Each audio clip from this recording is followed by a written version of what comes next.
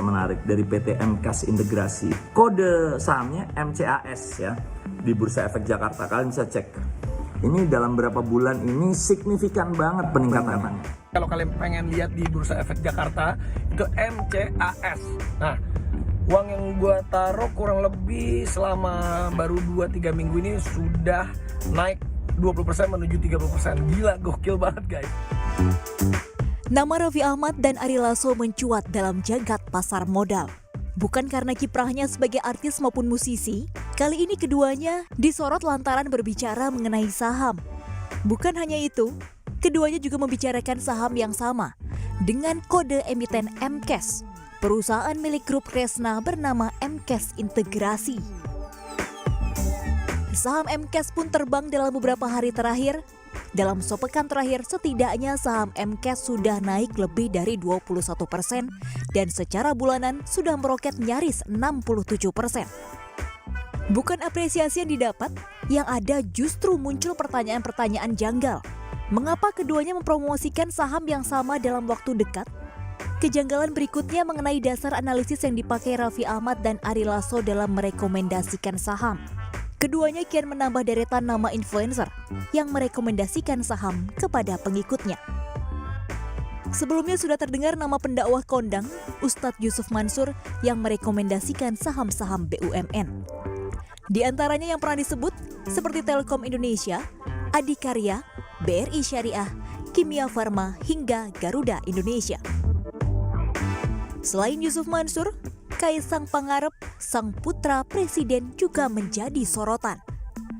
Saham-saham yang jadi rekomendasinya seperti Aneka Tambang dan perusahaan gas negara hingga saham farmasi Kimia Farma. Seseorang itu afiliasi, ada hubungan dengan pegang saham, dia nggak boleh loh ngomong itu saham bagus atau jelek. Nggak bisa itu. Itu betul, bukan soal insider trading, peraturan ada. Jadi kalau Anda afiliasi, nah itu adalah bukan soal insider trading atau enggak, tapi tidak bisa, apalagi Bailin punya saham. Jadi jika ada yang kayak gitu, bursa juga tidak bisa mengatakan, itu nggak apa-apa. Tidak boleh bursa menjadi pembela daripada investor, karena yang bisa menentukan itu ada kesalahan atau enggak adalah OJK. Dan biasanya kalau bursa ada gitu, bursa kirim surat dulu tanya, bener nggak nih ada apa? Nggak bisa itu membela itu kejadian kemarin itu. Kehadiran fenomena rekomendasi saham influencer pun langsung menyita perhatian publik, hingga muncul tudingan adanya insider trading. Bursa Efek Indonesia pun turun tangan.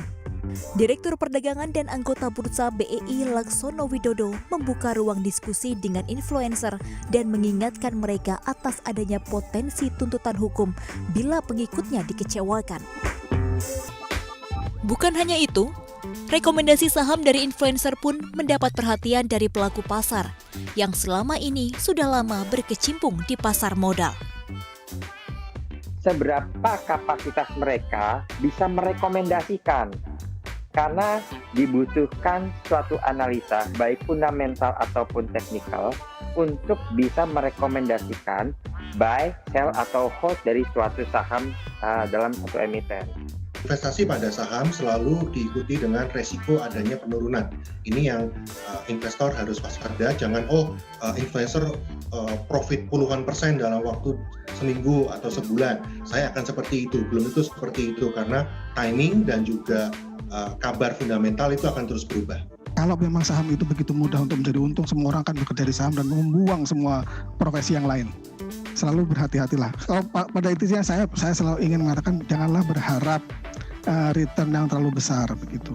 Karena kalau Anda berharap return yang terlalu besar, Anda kembali lagi seperti kasus-kasus tahun-tahun sebelumnya. Investor retail kawakan, Lo Keng Hong juga mewanti-wanti pada investor yang baru terjun ke pasar modal.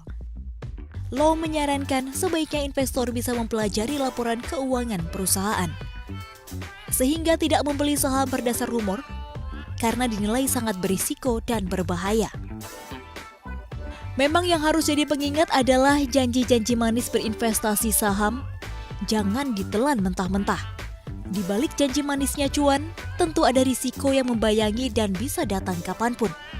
Selalu belajar dan mengupdate berbagai informasi terbaru adalah kunci menjadi investor sukses di pasar modal. Tim Liputan CNBC Indonesia.